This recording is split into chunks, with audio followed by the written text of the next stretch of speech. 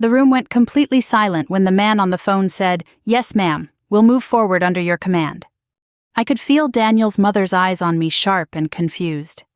His father had just set down his fork, the faint clink echoing louder than it should have in that pristine dining room. No one said a word. Not yet. I stood there beside the hallway table, my back straight, my voice steady as I gave a final instruction.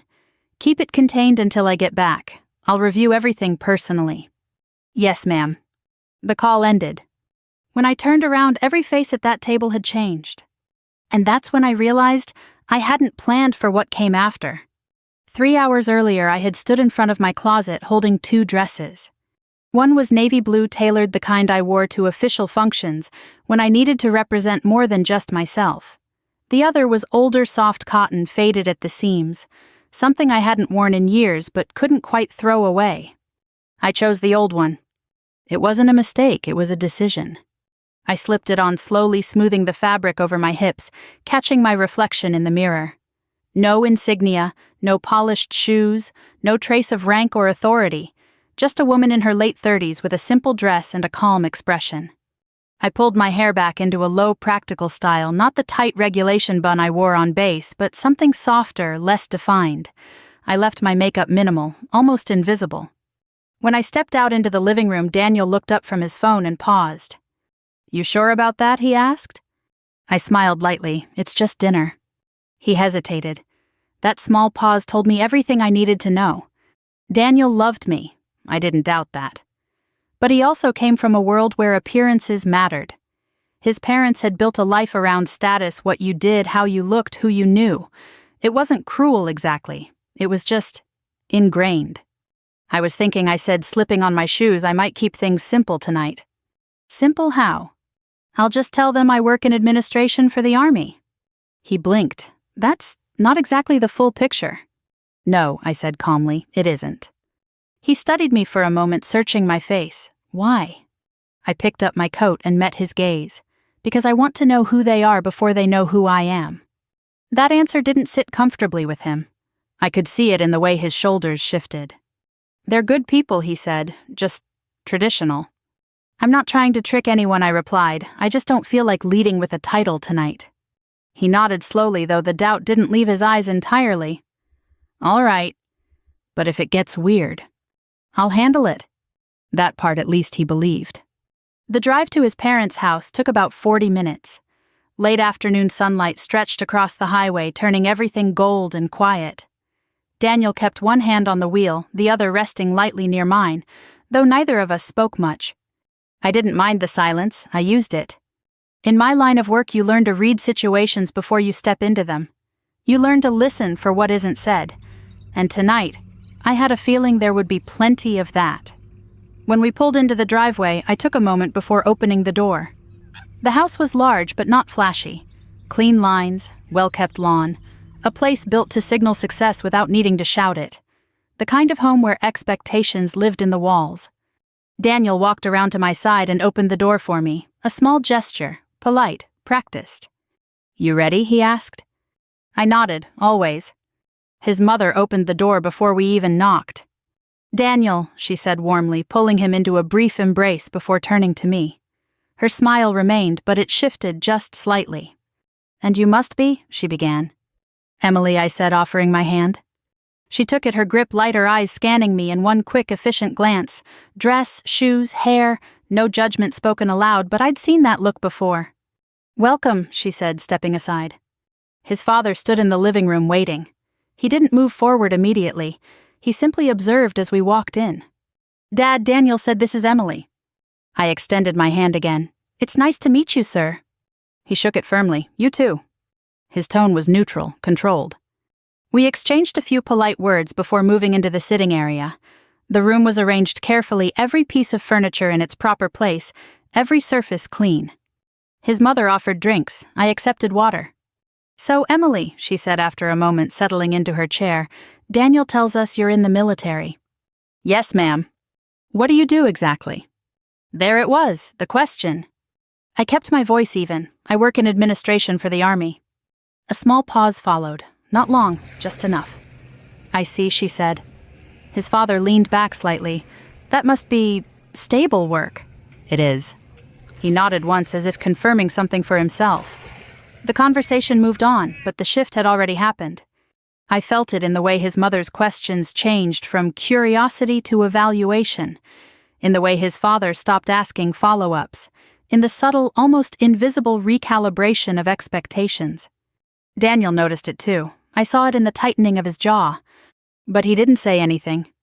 Not yet. By the time we moved to the dining table, the tone had settled into something quieter, polite, controlled.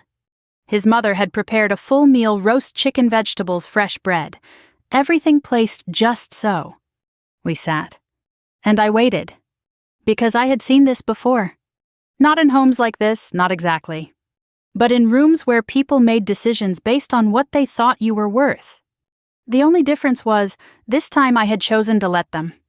I picked up my fork steady as ever and smiled gently across the table. Thank you for having me. And somewhere deep inside I knew. This dinner was going to reveal far more than anyone expected. Dinner began the way most formal family dinners do, quietly, with polite conversation and the soft clinking of silverware against porcelain. For a few minutes no one said anything that mattered. Daniel's mother passed the bread basket, her movements smooth and practiced. "Emily, help yourself," she said with a smile that didn't quite reach her eyes. "Thank you," I replied, taking a small piece. His father carved the chicken with careful precision, placing portions on each plate, as if it were part of a routine he'd followed for years. There was a rhythm to the table, one that didn't include me yet. I waited. In my experience, people rarely show you who they are in the first 5 minutes. It's what comes after, when comfort sets in, when assumptions take hold, that tells the truth. So his mother said, finally settling into her chair, "How long have you been in the army?" "A little over 15 years, I answered. That was true. She raised her eyebrows slightly. "That's quite a long time for administrative work." "I've moved around a bit," I said. "Different assignments." His father nodded, but there was something behind it. Not approval, not quite skepticism either. Just calculation. "And do you plan to stay in that role?" he asked. "For now, yes." Another pause, another shift. Daniel cleared his throat. "Emily's work is more complicated than that, actually." "It's all right," I said gently, placing my hand lightly over his wrist for just a moment. "I'm comfortable with what I do." That quieted him. But it didn't go unnoticed. His mother gave a small, polite smile. Of course. Stability is important, especially for a young couple thinking about the future. There it was again. Not unkind, not openly critical, but layered. "I agree," I said simply.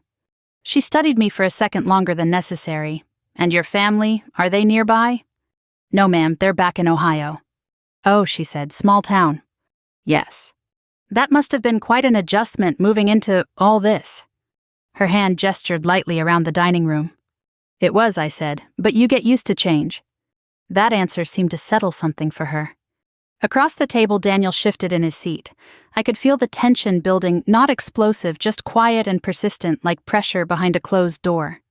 His father took a sip of wine before speaking again.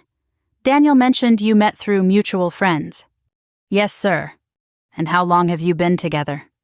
"Just over a year." He nodded slowly. "A year isn't very long." "No," I agreed. Another pause. His mother set down her fork. "You'll have to forgive us," she said with a soft laugh. "We're just protective of our son." "I understand," I said. And I did. But understanding didn't mean accepting everything that came with it. "Daniel has always been very driven," she continued. "We've always encouraged him to aim high." "I can see that. And we want to make sure he has a partner who can support that." There it was, said gently, carefully, but clearly. I met her gaze. Support comes in many forms. Her smile tightened just slightly. "Of course." Daniel finally spoke up. "Mom." "It's all right," I said again, calm but firm. "I appreciate your honesty." The table fell quiet for a moment. His father leaned back, folding his hands together. "In our experience," he said, "shared ambition is important in a marriage." "I agree," I said. He seemed almost surprised by that. "But ambition doesn't always look the same from the outside." That earned me a longer look. "What does it look like for you?" he asked. I considered the question for a moment. "It looks like commitment," I said. "Consistency, doing your job well even when no one is watching." That sounds admirable, his mother said, though not particularly visible. I allowed a small smile. Not everything that matters is. Silence again. But this time it felt different. Not just evaluation, but resistance. Halfway through the meal, Daniel's cousin Mark arrived. Late 30s, loud personality, the kind of man who filled a room without trying. "Sorry I'm late," he said, dropping into the empty chair beside me. "Work ran long." He gave me a quick glance. "You must be Emily." "Yes." "Mark," he said, offering his hand. "I've heard a little about you." "Only the good parts, I hope." He laughed. "Depends who you ask." Within minutes, he had taken over the conversation, steering it toward business investments and career paths. It didn't take long before the topic circled back to me. "So, Emily," he said, leaning back in his chair, "what do you do again?" "Administration in the Army." Daniel's mother answered before I could. Mark raised his eyebrows. "Ah, paperwork, huh?" "Among other things," I said. He grinned. "Well, someone's got to keep the machine running." I nodded. "That's true." He chuckled, clearly amused by his own comment. "I always figured the real action was somewhere else." "It depends on what you consider action," I replied. He waved it off. "Fair enough." But the tone had been set. From that point on, I became background. Not ignored entirely, just placed. Questions shifted away from me. Conversations moved around me. Decisions about what mattered had already been made. Daniel tried once or twice to pull me back in. "Emily has a lot of responsibility, actually." But his voice didn't carry the weight it needed to. And I didn't push. Because I was watching, listening, learning. Toward the end of the meal, his mother brought out dessert homemade pie neatly sliced. "Emily," she said, setting a plate in front of me, "do you cook?" "Yes, ma'am." "What kind of dishes?" "Mostly simple ones, things I grew up with." She nodded. "That's nice." Then, almost as an afterthought, she added, "Daniel's schedule can be demanding. He'll need someone who can manage a home efficiently." I looked at her steadily. I've managed more complex systems than a household. The words came out before I softened them. "A small mistake." Her smile didn't change, but her eyes did. "I'm sure you have," she said. But the meaning was clear. Not in the way you think. The plates were cleared, chairs shifted, the evening moved toward its natural close. But the air hadn't eased. If anything, it had settled into something firmer, defined. Daniel walked me toward the hallway while his parents stepped into the kitchen. "I'm sorry," he said quietly. "For what?" "They're just like that." "I know." "You didn't have to." "I did," I said gently. He looked at me, searching for something he couldn't quite name. "Did what he asked." I held his gaze for a moment. "Let them show me who they are." Before he could respond, my phone vibrated in my hand. I glanced down at the screen. And everything shifted. Because I knew that number. And calls like that didn't come without a reason. I took a slow breath. "Excuse me," I said, stepping away. As I walked toward the quiet corner of the hallway, I answered the call. "Yes." The voice on the other end was urgent but controlled. And in that moment I understood. This dinner was about to become something else entirely. "Yes, ma'am," the voice on the other end said. "We've got a situation developing. I need your guidance." I stepped a little farther down the hallway, lowering my voice just enough to keep the conversation private, but not so quiet that it sounded secretive. "What's the scope?" I asked. There was a brief pause, then a clear, concise response. "Preliminary reports indicate a containment issue on the south side of the base. Nothing public yet, but it's escalating. Command is asking for direction." I closed my eyes for a second, not in stress, but in focus. This was familiar ground. Controlled pressure, limited time, decisions that mattered. "Who's on site?" I asked. "Colonel Harris is leading initial response. He's waiting on authorization to move resources." "Tell him he has it," I said, "but keep it contained. No unnecessary exposure. I want a full report within the hour." "Yes, ma'am." "And keep this off open channels." "Understood." The line went quiet for a moment, then returned with a softer tone. "We'll handle it." "I know you will," I said. The call ended. I stood there for a second longer, letting the shift settle. Then I turned back toward the dining room. The moment I stepped back in, I felt it. Not suspicion, not yet. But attention. Daniel was watching me closely. His parents had resumed their seats, though the conversation hadn't fully picked back up. Everything all right? His mother asked. Yes, ma'am, I said, taking my seat again. Just something from work. She nodded, but there was a new layer in her expression now. Curiosity sharpened. Must be important, Mark added lightly. Sounded serious. Sometimes it is, I replied. He gave a small shrug, clearly not interested in pressing further. But his father was. What exactly do you handle? He asked. There it was again. The question. I folded my hands lightly in my lap. Administrative coordination. He studied me, at this hour. Work doesn't always follow a schedule, I said. That's true, he admitted.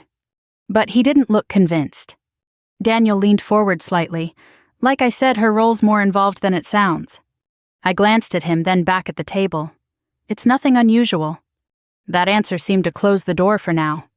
But not entirely. Dessert resumed, though the tone had shifted. Subtle, quiet, but different. Mark tapped his fork lightly against his plate. You know, I've always wondered how the military handles stuff like that, late calls, emergencies, all that. It depends on the situation, I said. Seems stressful. It can be. He nodded. I don't think I could do it. I smiled faintly. You'd be surprised what people can handle when they have to. He chuckled. Maybe. But he didn't press further. His mother, however, had gone quiet. She watched me now, not with dismissal, but with calculation. Something didn't fit anymore. And she knew it. After dessert, we moved back into the sitting room. Coffee was served. The evening was supposed to wind down. But instead, it tightened. Daniel sat beside me closer than before. His hand rested lightly near mine, not touching, but present. His father took his usual chair, crossing one leg over the other. So he said after a moment, Daniel tells us you've been considering next steps. I knew what he meant. Yes, sir. Marriage is a serious commitment. I agree. And it requires a certain level of alignment. I met his gaze. In what sense? In lifestyle, expectations, long-term planning. I nodded. Those things matter. And do you feel your current role supports that, he asked? The question wasn't about my job. Not really. It was about value. I answered carefully. I believe I bring stability, discipline, and commitment into any situation I'm part of. His expression didn't change. But I added gently. He leaned forward slightly. But I'm not sure I understand how your position fits into the kind of future Daniel has been building. There it was. Clear, direct. No more soft edges. Daniel shifted beside me. Dad. It's a fair question, I said calmly. He paused, perhaps expecting resistance. Instead, I continued.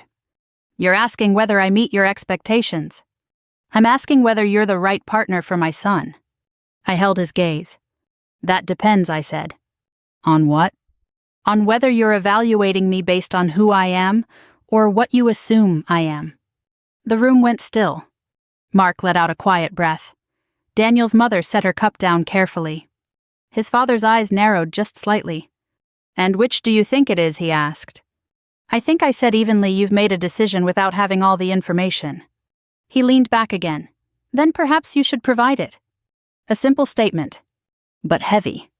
Daniel looked at me, his expression caught somewhere between concern and curiosity. He didn't know everything. Not fully. I had told him enough, but not all. Not like this. Not in this room. I could feel the moment building. The line approaching. I had planned to wait. To observe. To leave with quiet conclusions. But plans don't always hold. Not when pressure changes. His mother spoke next, her tone softer but no less pointed. Emily, she said, we don't mean to make you uncomfortable. We just want what's best for Daniel.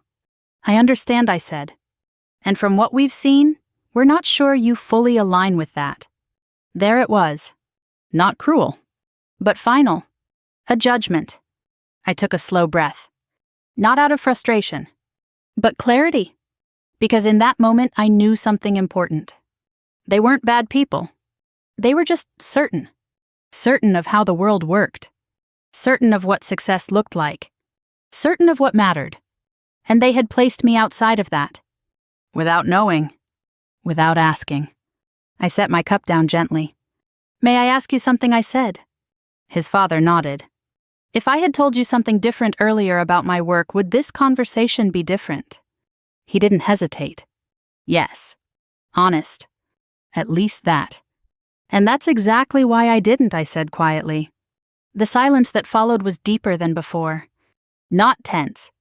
Just real. Daniel turned toward me fully now. Emily. I met his eyes briefly. Then I looked back at his parents. There are things about my work that aren't easy to explain in a few sentences, I said, and I didn't feel the need to lead with them tonight. His father folded his hands together. Then perhaps now would be the time. The room waited. Every eye on me. Every assumption hanging in the air. I could have said it plainly. I could have ended the uncertainty in a single sentence. But something held me back. Not hesitation. Not fear. Just timing. Because the truth once spoken doesn't just inform. It changes everything. And I wasn't sure they were ready for that. Before I could respond, my phone vibrated again. Same number. Same urgency. I glanced down. Then back up. Excuse me, I said. I stood stepping away from the room once more. But this time, I knew they were listening. I answered. Yes. The voice came through immediately. Yes, ma'am. Situation is escalating. We need confirmation on next steps now. I didn't lower my voice this time. I didn't step as far away. Proceed with containment, I said clearly. Authorize full response. I'll take command when I arrive. Yes, ma'am. I ended the call, turned, and walked back into the room. No one spoke.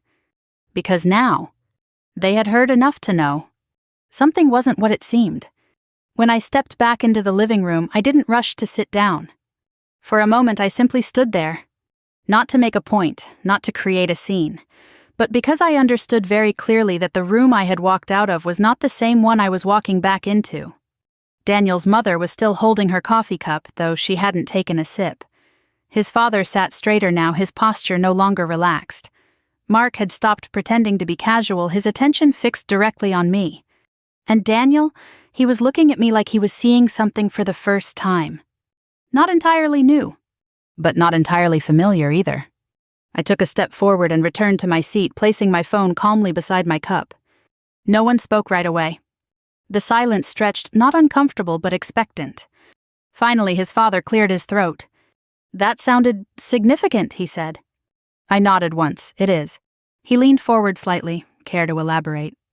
There it was. The invitation. Or perhaps the request. I folded my hands together on the table, resting them lightly against each other. I handle situations that require coordination, I said. Mark let out a small disbelieving laugh. That's one way to put it. I met his gaze not unkindly. It's an accurate one. His smile faded just a little. Daniel shifted beside me. Emily, what exactly is going on? His tone wasn't accusatory, it was searching. I turned to him. There's an issue at the base, I said. It's being managed. You said you'd take command, he replied quietly. Yes. That single word changed something. I saw it land. Not just with him. With everyone. His mother set her cup down more carefully this time. You're in charge of something like that. Sometimes I said. His father studied me now, not with dismissal but with focus. That's not typical for administrative personnel, he said. No, I agreed, it isn't. Another pause. He waited. And this time I didn't deflect. I didn't soften. I simply spoke. I didn't come here tonight to mislead anyone, I said calmly, but I also didn't feel the need to introduce myself by my title. Daniel's voice was quieter now. What title? I turned to him fully. And for the first time since I had walked into that house, I answered without holding anything back.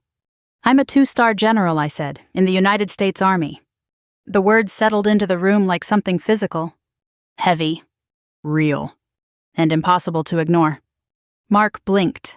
Once. Twice. As if waiting for a punchline that never came. Daniel's mother didn't move at all. And his father simply stared. You're serious, he said after a moment. Yes, sir.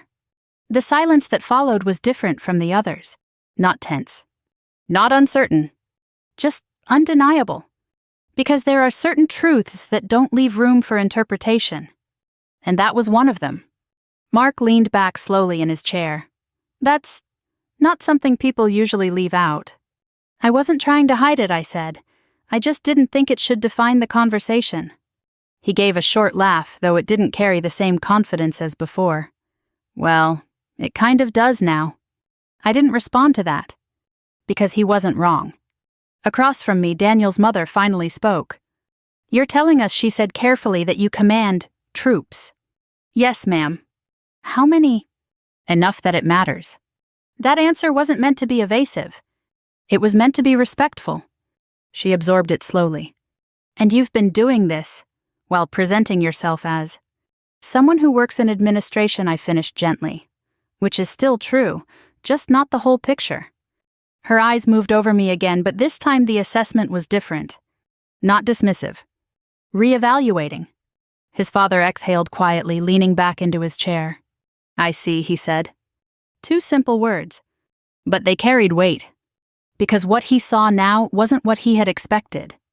Daniel hadn't said anything. Not yet. I turned toward him again. I didn't tell you everything I said, and I understand if that feels like a breach of trust. He looked at me, his expression caught between disbelief and something deeper. You told me enough, he said slowly.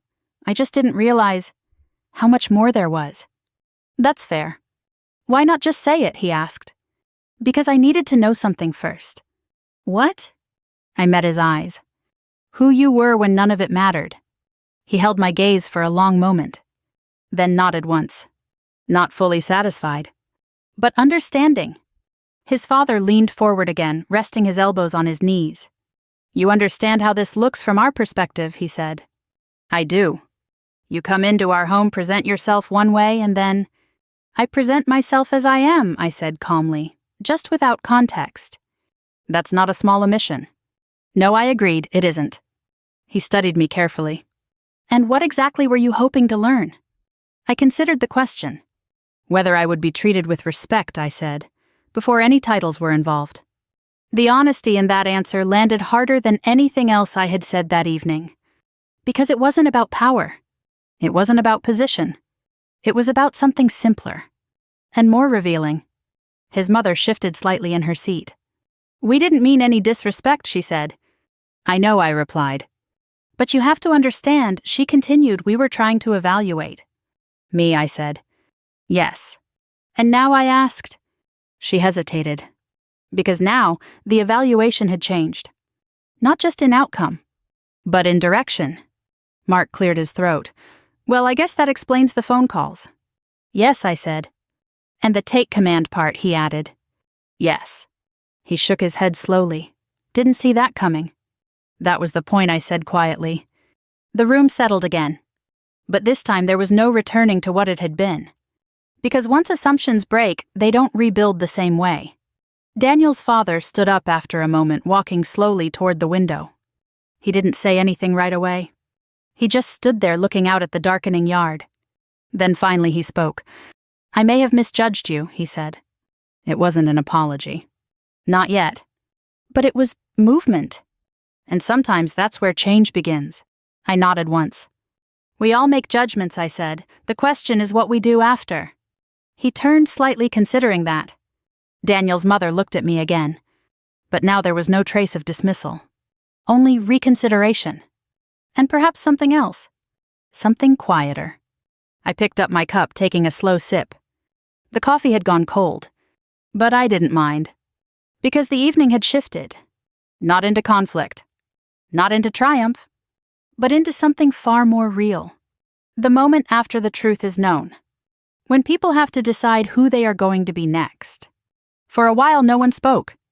It wasn't the strained silence from earlier in the evening. It was heavier than that, more deliberate, the kind that settles in after something shifts and everyone is trying to understand what it means. Daniel's father was still by the window, his back to us, one hand resting lightly against the frame. His shoulders had lost that rigid certainty from before. His mother sat across from me, hands folded, now her posture straighter, not out of formality but awareness. Mark looked down at his empty cup, then back up at me as if trying to recalibrate everything he'd said over the past hour. And Daniel? He hadn't moved. He was still turned toward me, his expression quieter than I had ever seen it. Not angry. Not even upset. Just processing. I set my cup down gently. I didn't mean to create a situation, I said. That wasn't my intention. Daniel's mother shook her head slowly. You didn't, she said. Not exactly. She paused, then added, but you did show us something we weren't expecting. I nodded once. That's fair. Mark let out a short breath. I'll be honest, I feel a little ridiculous. That wasn't the goal either, I said. He gave a small self-aware smile, still. Across the room, Daniel's father turned back toward us. I think he said carefully we may have approached this the wrong way. No one responded immediately, because those words, simple as they were, carried weight. He walked back toward the table slower than before and took his seat again. I've spent most of my life evaluating people quickly, he continued. It's how I was trained. Business, negotiations. You learn to assess value risk potential. I listened. And tonight he said I did exactly that. His gaze met mine. But I did it without all the information. I held his eyes. Yes, sir, I said quietly. You did. There was no accusation in my voice. Just truth. He exhaled slowly, and I let that judgment shape how I treated you. This time the room stayed silent a little longer. Because now, we were no longer talking about assumptions. We were talking about responsibility. Daniel shifted beside me. Dad? But his father raised a hand slightly, not to stop him, but to finish his thought. I don't like being wrong, he said. But I dislike even more the idea that I was unfair. I considered that. Then I nodded. That matters, I said. His mother looked between us, her expression softer now. We weren't trying to be unkind, she said. I know, I replied. But we were, she admitted. That was the first real acknowledgement. And it didn't come with defensiveness, just honesty. Daniel leaned back in his chair, running a hand through his hair. I should have said something earlier, he said, when I saw where the conversation was going. I turned toward him. You tried. Not enough, he said. I didn't argue with that. Because growth doesn't come from being reassured, it comes from being aware. He looked at me again. I didn't fully understand what you do. Not like this. That's on me, I said. I chose not to explain it. Why, he asked again more quietly this time. I took a breath. Because I needed to know if you saw me, before everything else. And I held his gaze. I think you're still figuring that out. He didn't flinch. He nodded once. That's fair. Mark cleared his throat again, shifting in his seat. So, just so I'm clear, he said, glancing between us, you're actually in charge of a base. Yes. And those calls are part of the job. He let out a low whistle. I made a joke about paperwork. I remember, I said. He winced slightly. Yeah, about that. It's all right, I said. You were working with the information you had. That's not much of an excuse, he replied. No, I agreed, but it is an explanation. He nodded slowly, absorbing that. Daniel's mother reached for her cup again, though her hands moved more carefully now. I think she said we've spent a long time measuring people by things that are easy to see. I didn't interrupt. And we forgot that not everything important presents itself that way. Her eyes met mine. That's on us. I inclined my head slightly. It takes awareness to recognize that. It took you showing us, she said. That wasn't my intention, I replied. Maybe not, she said, but it was the result. Daniel's father leaned forward again, his tone steadier now. You said earlier he began that you wanted to see who we were, before we knew who you were. Yes, sir? And now you have... I do. He held my gaze. And what have you concluded? The question wasn't defensive. It was direct. And it deserved a direct answer. I considered my words carefully. I think you care deeply about your son, I said, and you want to protect what he's built. He nodded once. But I also think, I continued, that you rely heavily on visible markers to determine someone's worth. He didn't argue, because he knew it was true. And that can lead to incomplete conclusions. The room stayed quiet, because sometimes the simplest truths are the hardest to respond to. After a moment, he spoke again. You're not wrong. It wasn't easy for him to say. That much was clear. I've spent decades building a certain way of thinking, he added. It doesn't change overnight. I wouldn't expect it to, I said. But it can change, he said. Yes. That word carried more weight than anything else in the conversation. Because it wasn't about the past anymore. It was about what came next. Daniel reached for my hand this time gently. Not out of habit. Out of intention. I'm still here, he said quietly. I know, I replied. And I'm not going anywhere. I looked at him for a long moment. Then stand with me, I said. Not a demand. Not a test. Just a truth. He nodded. I will. The tension that had filled the house earlier was gone. Not replaced with comfort. Not yet. But with something more important. Honesty. And the beginning of understanding. As the evening drew toward its close, things felt different. Not lighter, but clearer. And sometimes that's what matters most. Because clarity doesn't erase what happened, but it gives you a chance to decide what to do with it. When we finally stood to leave, Daniel's mother walked us to the door. Thank you for coming, she said. Thank you for having me, I replied. This time the words carried more meaning. She hesitated for a brief moment, then added, We'd like to see you again soon. I nodded, I'd like that. And I meant it. Because this wasn't about proving anything anymore. It was about whether something real could grow from what had been revealed. Outside, the air was cool and quiet. Daniel opened the car door for me again, just as he had earlier. But this time the gesture felt different. Less practiced. More present. As I settled into the seat, I looked back at the house one last time. Not with judgment. Not with satisfaction. But with a quiet understanding. Because tonight hadn't been about showing who I was. It had been about showing something else entirely. What people reveal when they think you don't matter. And what they do when they realize you do. The drive back to my apartment was quiet. Daniel kept both hands on the wheel, eyes forward, jaw set, in that way men sometimes have when they are trying to think and not speak too soon. I appreciated that about him. A careless sentence can bruise more deeply than a hard one, especially after a night like that. I watched the road lights pass across the windshield in long yellow streaks. For most people, the evening would have felt like a victory. A room full of people had underestimated me. Then they had learned the truth. Their faces had changed, their tone had changed, their certainty had cracked. That is the kind of moment some people wait years for. But I didn't feel victorious. I felt tired. Not physically. I had worked longer days under far worse pressure. This was different. This was the quiet kind of tired that comes when you realize love does not only ask whether two people care for each other. It asks whether they can stand together when other people make that difficult. Daniel finally spoke when we stopped at a red light. I should have told them more before tonight. I looked at him. He didn't turn toward me. Not your rank. That wasn't mine to tell. But I should have prepared them better. Or at least warned you more clearly about how they could be. I had a sense. That's not the same. No, I said, it isn't. The light turned green. He drove on. After a few more seconds, he said, Were you testing me too? I took my time before answering. Yes. He absorbed that without reacting. I figured, he said quietly. I wasn't trying to trap you. I know. But I needed to see whether you would let me sit there alone. That one hurt him. I saw it in his face, even in the dim light. I did, he said. Not completely. But enough. I didn't answer right away because there was no kindness in pretending he was wrong. Yes, I said, enough. He swallowed and nodded. That was one thing I had always respected about Daniel. He could be proud, but he wasn't dishonest with himself once the truth found him. I froze, he said. I kept thinking if I pushed back too hard it would make things worse.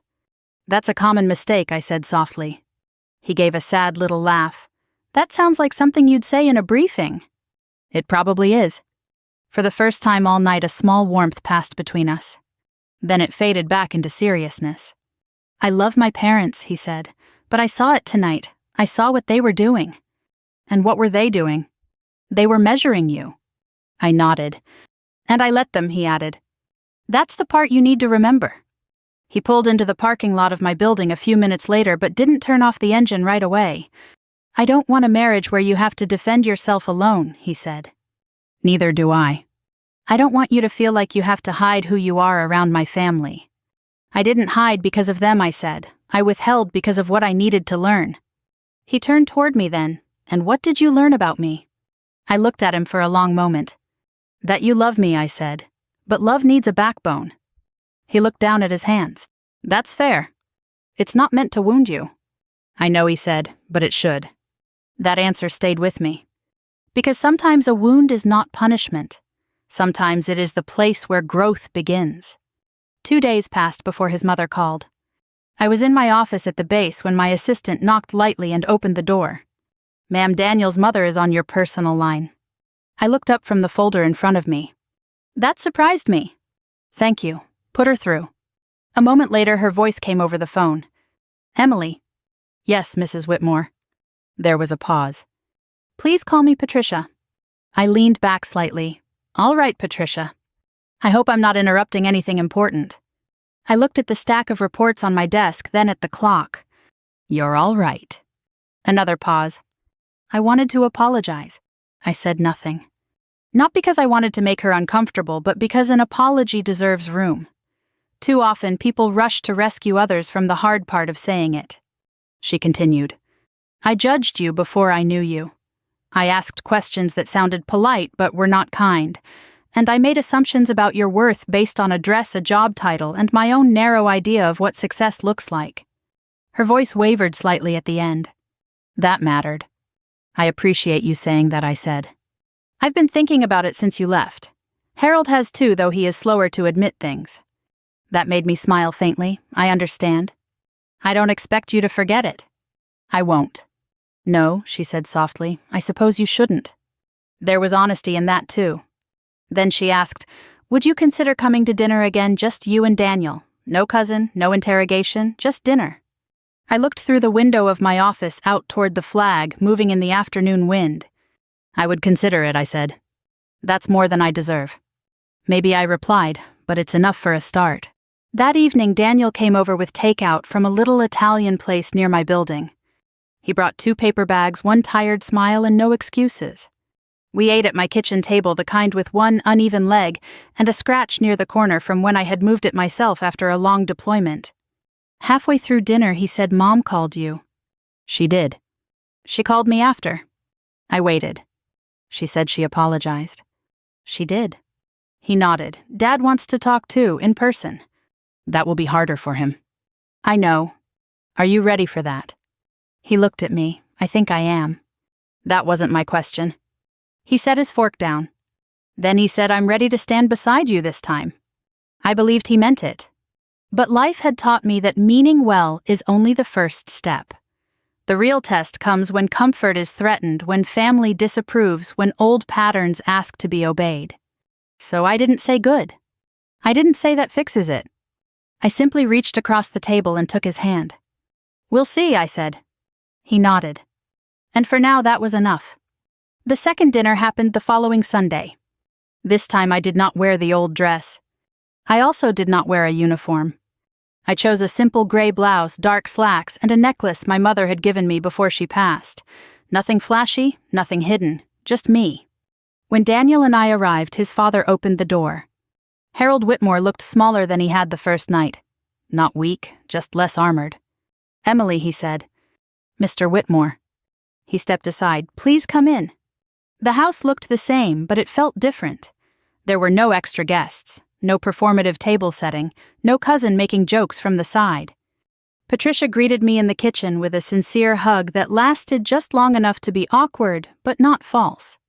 Dinner was simple: pot roast potatoes, green beans. Real food, no performance. For a while we talked about ordinary things. Weather, Daniel's work, a neighbor's old maple tree coming down in the last storm. Then Harold set down his fork. I owe you an apology, he said. Everyone went still. He looked directly at me. I measured you by the wrong things. Worse than that, I allowed my pride to make me comfortable doing it. I listened, hands resting in my lap. I have spent years telling myself I'm a good judge of character, he continued. But that night I was not judging character. I was judging status. His voice grew quieter. And if you had not turned out to be someone important, I might never have seen the problem. That was the first thing he said that truly reached me, because it was the truth beneath the truth. I nodded slowly. That matters more than the apology, I said. He looked confused. I explained, "You didn't just regret misjudging a general. You recognized you would have owed the same respect to an administrative worker." His face tightened with feeling. "Yes," he said, "that's what I'm trying to learn." And in that moment I believed him. Not completely. Not perfectly. But enough to begin. The second dinner ended without tension. That more than anything told me something had shifted. Not perfectly, not completely, but enough. When Daniel and I stepped out onto the front porch, Patricia followed us to the door again. This time her smile wasn't measured or polite, it was softer, uncertain, but real. "I'm glad you came," she said. "So am I replied. And I meant it. Because reconciliation doesn't always feel warm at first. Sometimes it feels like two people choosing not to walk away. Harold stood just behind her, one hand resting on the doorframe. He didn't say much as we left, but he gave a small nod. It was a simple gesture. But it carried weight. The drive home felt different from the one a week before. There was still quiet between Daniel and me, but it wasn't heavy anymore. It was thoughtful, settled. After a few minutes, he reached over and took my hand without looking away from the road. "They meant it," he said. "I know. I've never seen my dad talk like that. People change when they're willing to see themselves clearly." He let out a slow breath. I almost didn't. I turned toward him, "But you did." "Because of you." "No," I said gently, "because you chose to." That mattered. Because change forced by someone else rarely lasts. But change chosen, earned, that stays. He nodded slightly as if storing that away. "I don't want to ever put you in that position again," he said. "You will," I replied calmly. He blinked. "What?" I smiled faintly. "Not like that, but life has a way of testing people in different forms." He thought about that. "So what do I do when it happens again?" "Stand sooner," I said. "Speak earlier. Don't wait for things to become uncomfortable before you decide what you believe." He was quiet for a moment. Then he nodded. "I can do that." "I believe you can." A few weeks passed. Life returned to its usual rhythm. Early mornings, long days, brief calls that carried more weight than words, the steady responsibility that came with a role I had never taken lightly. At the base, nothing had changed. Rank still mattered. Decisions still had consequences. People still stood when I entered a room. But something inside me had settled differently. Because outside of that world beyond the gates, beyond the structure, I had been reminded of something just as important. Who you are when none of that is visible. And how people treat you when they don't know. One afternoon as I was reviewing a set of reports, my assistant stepped in. "Ma'am, you have a visitor." I glanced up. "Who is it?" "Mr. Whitmore." I paused for a fraction of a second. "Send him in." Harold stepped into my office with a level of formality that hadn't been there before. Not stiff, just respectful. "General," he said. "Mr. Whitmore." He looked around briefly, taking in the room, the flags, the maps, the quiet order of everything. "This is impressive," he said. "It's functional," I replied. He gave a small nod, then sat when I gestured to the chair across from my desk. "I didn't come to take much of your time," he said. "You're here. That means it matters." He accepted that. For a moment he seemed to search for the right words. "I've been thinking a lot," he said finally. "About that night, about how easily I made up my mind about you." I listened. "I built a career on reading people," he continued, "and I got comfortable believing I was good at it. That happens. But I wasn't reading you," he said.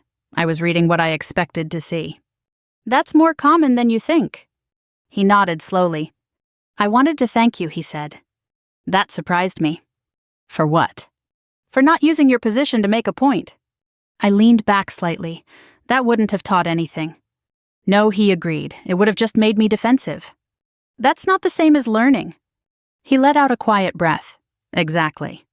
There was a pause. Then he added, "I've been trying to look at people differently since then." "How so?" "By asking myself one question first." I waited. "What if I'm wrong?" I nodded. "That's a good place to start." When he left, I sat there for a few minutes longer than usual.